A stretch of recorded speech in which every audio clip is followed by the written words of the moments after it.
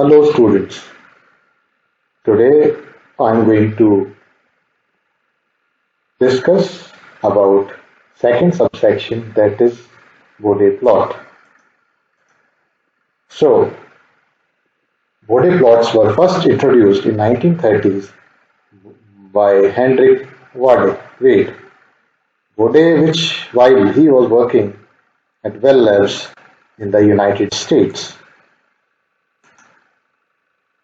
Although Bode plots offer a relatively simple method to calculate system stability, they cannot handle transfer functions with wide half-plane singularities. For that, we need Routh-Hurwitz criterion.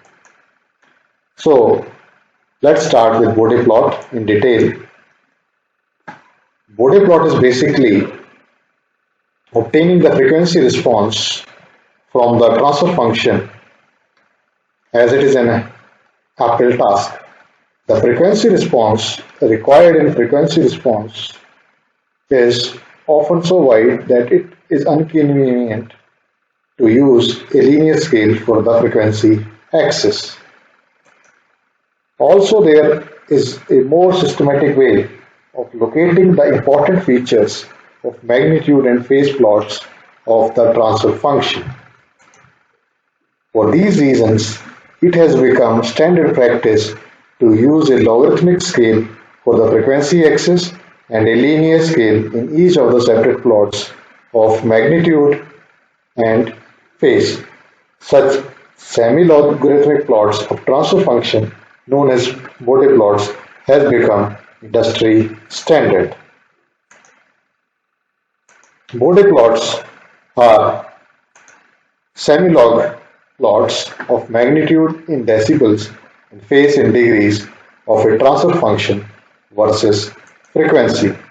Bode plots contain the same information as non-logarithmic plots discussed in the previous section, but they are much easier to construct. The transfer function can be written as this is your magnitude and this is your phase. So you can define magnitude in these terms. Taking the natural logarithms on the both sides, it becomes like this. Thus, the real part is a function of magnitude, while the imaginary part is the phase. So, your Bode plot is basically describing magnitude 20 log 10 of h. So, in Bode plot, magnitude plot, the gain is plotted in decibels versus frequency. The table provides a few values of h for which the corresponding values in decibels. In a Bode phase plot, phi is plotted in degrees versus the frequency. Both magnitude and phase are made on semi-log paper. Your semi-log paper looks like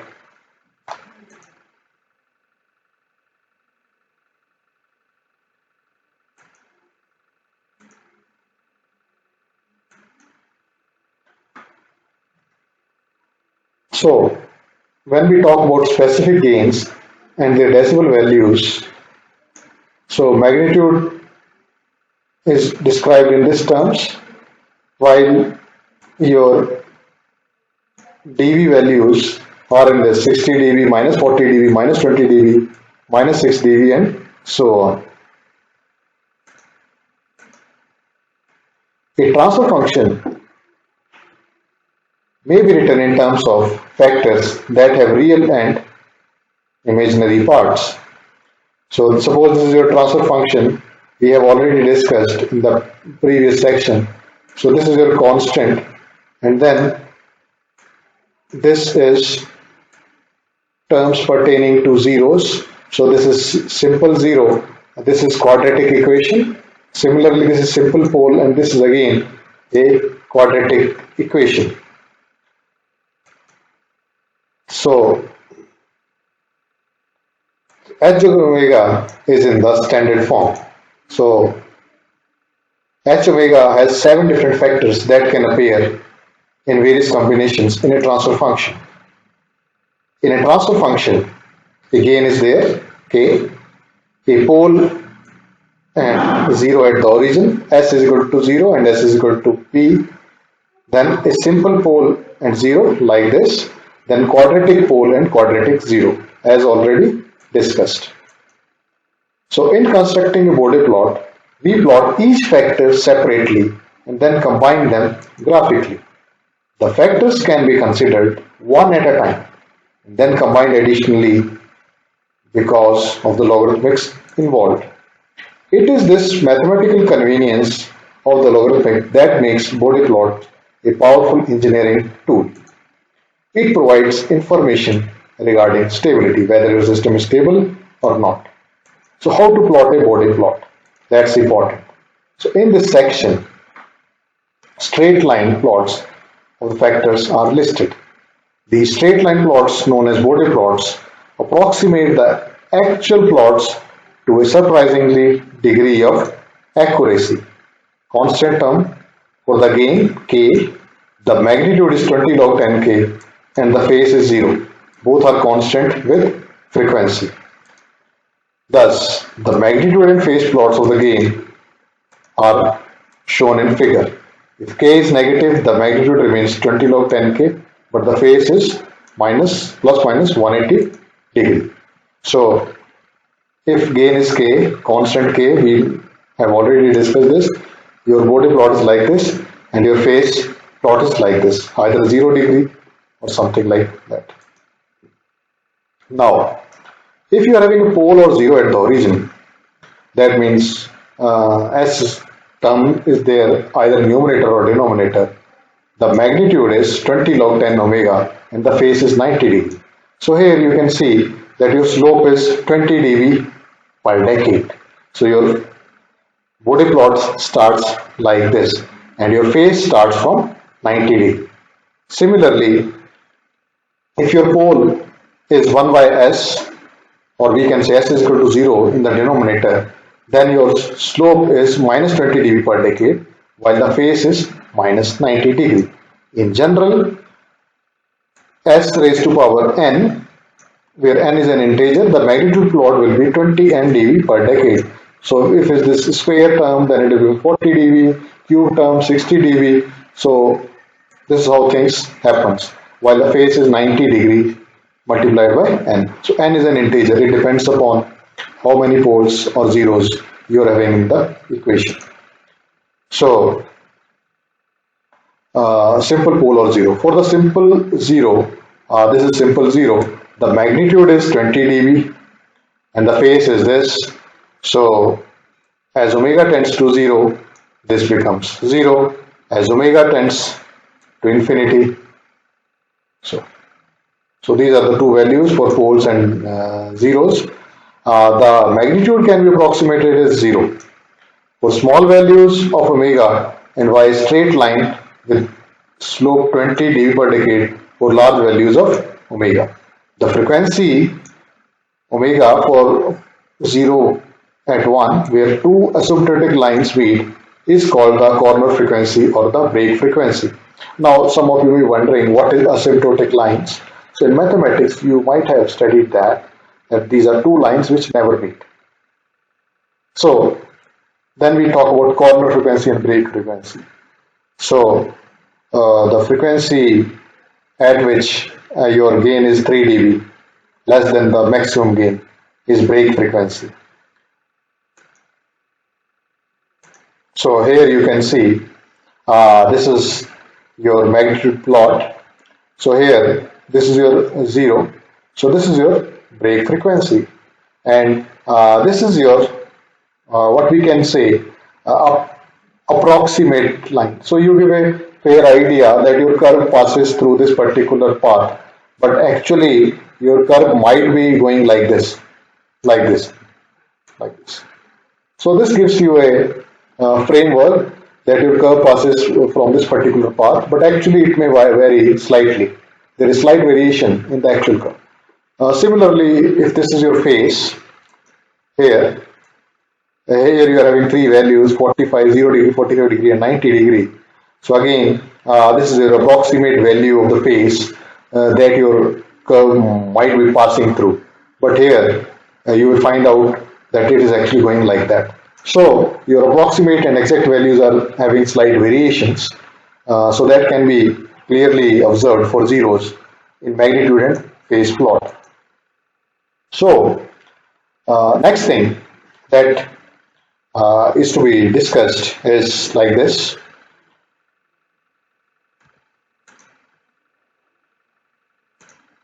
So Bode plots for this are similar to those as zeros, but there are certain variations. So this is summarization how your Bode plot actually looks like. So for given constant k, this is like this. Then you are having a 0 at origin, then 20 ndV per decade. If you are having pole at 0, minus 20 ndV per decade. So here this is your phase, how it phase looks like, and phase looks like for poles. Now sometimes you might have complex equations, quadratic equations. Then in those cases, your device is having variations like this. And now I am discussing a particular example for Bode plots for the transfer function. So suppose the transfer function is being derived by u comprising of these terms h omega is equal to 200 j omega plus 2, j omega plus 10. So here you can observe that your gain term is 200, then you are having pole at origin, j omega is equal to 0, that means you are having pole at the origin. Similarly, you are having pole at minus 2, sorry 0 at origin, pole at minus 2 and pole at minus 10. So we try to derive a standard form for the equation this. So it looks like this. So your phase is 90 degree. We already know 90 n dV per decade, then 10 omega by 2, this corresponding to your poles. So this corresponds to 0, this corresponds to poles. So this can be solved to get magnitude. This gives you the magnitude and this gives you the phase. So solving this, we have a particular table, and here you can see that you are having a 0 at the origin. So what is the slope? 20 n dV per decade. So 20 n dV per decade is the slope. Then we are having first pole. So at pole it is now minus 20 dV. So 20 dV is being neutralized. It becomes 0. And at the next corner frequency or at the next pole, it's become minus 20 dB. So now it starts going like that, minus 20 dB per decade. 20 dB decades means from here to here, there is a variation of 10. From here to here, there is, so from here to here, the gain falls by 20 dB. Similarly, from here to here, the gain is 20 dB, like that. Okay. Similarly, phase initially 90 degree, then 45 degree, then something like that. So you can clearly plot these values accordingly. So this is your magnitude and phase plot for the given transfer function. So this gives a very good idea about Bode plot. Now when you plot the Bode plot, the actual thing of concern is stability. So without stability, there is no fun of using Bode plot. So first thing we are going to use is a gain margin. So what is gain margin? Let's have a discussion on this. So the gain margin refers to the amount of gain which can be increased or decreased without making the system unstable. It is usually expressed as a magnitude in dB. So I will later on discuss them graphically. Similarly, the greater the gain margin, the greater will be the stability of the system. The gain margin can be directly read from the Bode plot. This is done by calculating the vertical distance between the magnitude curve, the Bode plot, and the x-axis at the frequency where Bode plot is equal to 180 degree. Now, this particular point at which crossover occurs is sometimes being referred as phase crossover frequency. Now next is phase margin. So the phase margin refers to the amount of the phase which can be increased or decreased without making the system unstable. So the greater the phase margin, the greater will be the stability of the system. It is usually expressed in degrees. The phase margin can also be read directly from the Bode plot. This is done by calculating the vertical distance between the phase curve and the x-axis at the frequency where the Bode plot, magnitude plot is 0 dB. So this is also called gain crossover frequency. So now we have a fair idea about gain margin and phase margin, phase crossover frequency and gain crossover frequency. Now I would like to show you them in diagram. So here, suppose this is your Bode plot. So because both of them are being drawn simultaneously on the same sheet, so what you can find out, this is 180 degree. So corresponding to that, from here to here, so this is your 0 dB and this is the point. So from this point you will find out that 20 dB. That means if you want your system to be unstable, the gain should shift to this particular point. So then this is called gain margin. The amount of gain need to be varied so that your system becomes unstable. So this is gain margin. So this is called phase crossover frequency. Now similarly, when your gain is 0 dB or unity, and then your phase is here, so minus 9 degree. So phase margin is minus 9 degree. So that means you have a margin of minus 9 degrees. If it is being reduced, your system becomes unstable. So I hope you get a very good idea about Bode plot. Although as far as this particular subject is being concerned, you are not going to draw them as it is, but somewhere it is being written in this particular chapter that Bode plot is necessary, and without understanding Bode plot in detail, it's more of a cramming thing. So it's best to go through it qualitatively, and then you use this particular knowledge in all the subjects. It's a very interesting thing to do. So this is your semi-log paper that looks like. So here this is your frequency axis, and here this is your gain or your what we can say phase thing. So thank you very much. Have a nice day.